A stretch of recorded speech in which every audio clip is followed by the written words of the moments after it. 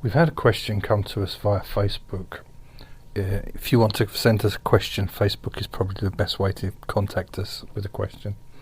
And the question is, how do you remove the smell of dogs from cars? This isn't quite as easy as you might think. It can be really rather tricky. In order to understand what we're doing, you need to understand how smells work.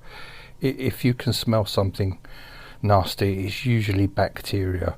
It's bacteria eating something that's been left behind. And in the case of dogs, if you've ever come across one of these outdoor dogs and you've tried stroking them, you'll find that their coat is kind of almost chalky.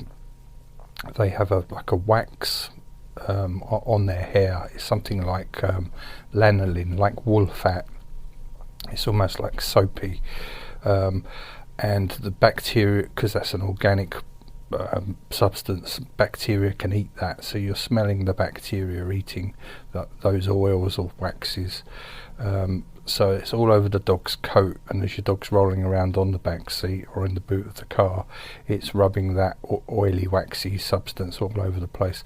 But of course it's also on the hairs, and anyone who owns a dog, you'll know the dog hair gets absolutely everywhere. Usually we get this sort of question from somebody who doesn't own a dog. If you own a dog and you have your dog in your car, you're used to the smell of the dog quite often, and you don't really smell it. It's other people who've bought a car. They buy it from a dealership, and the dealership smells the dog, and they get the car valeted. They have a contract valeter come round, and he might shampoo the seats and stuff, and they put a bit of air freshener in there so that when you get the car you can smell the shampoo and the air freshener, and most of the dog smell's gone and you can't quite smell it.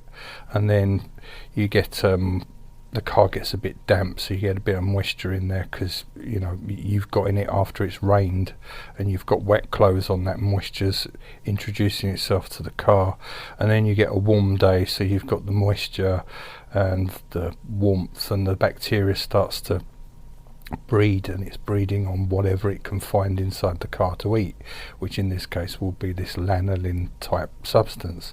So the smell comes back, and all of a sudden you're not used to smell of dog, and you can smell it and you want to get rid of it.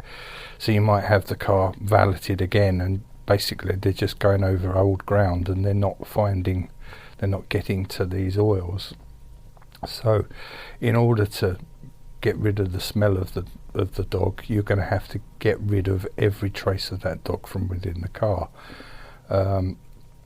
So the first thing, the place I would start would be with the vacuuming of the hairs, and this really needs to be done properly, more than you would do on a service valet that you get from a car showroom.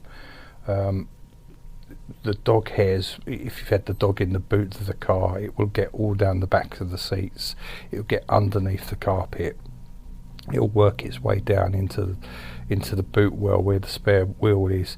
So you really need to sort of lift up the back seats. On a lot of cars nowadays you can actually take the back seats out. The base of the seat might only be a couple of screws in order to take the whole seat out if it doesn't come out. But get all that up, get underneath the carpet there, and then it will find its way around the front seats, around the back bases of the front seats.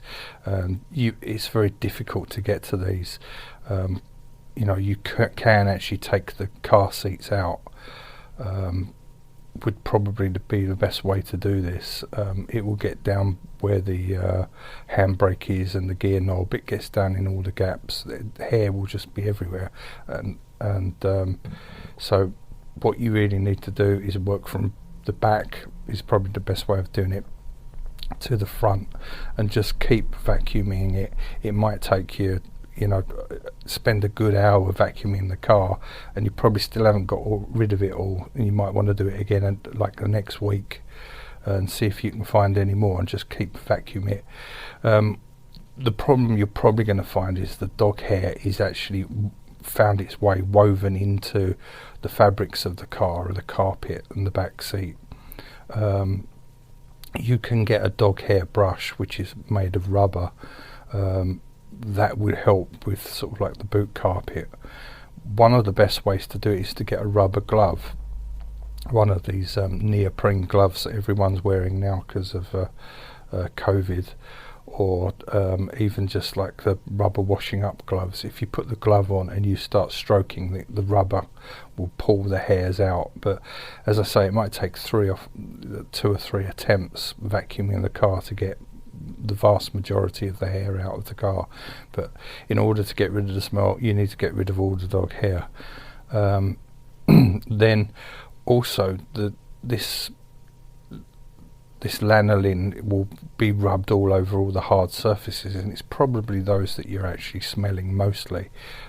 Smell tends to come from hard surfaces like glass and the plastics, so you need to wash every single inch of the car, and probably the best way to do that is to use an enzyme cleaner.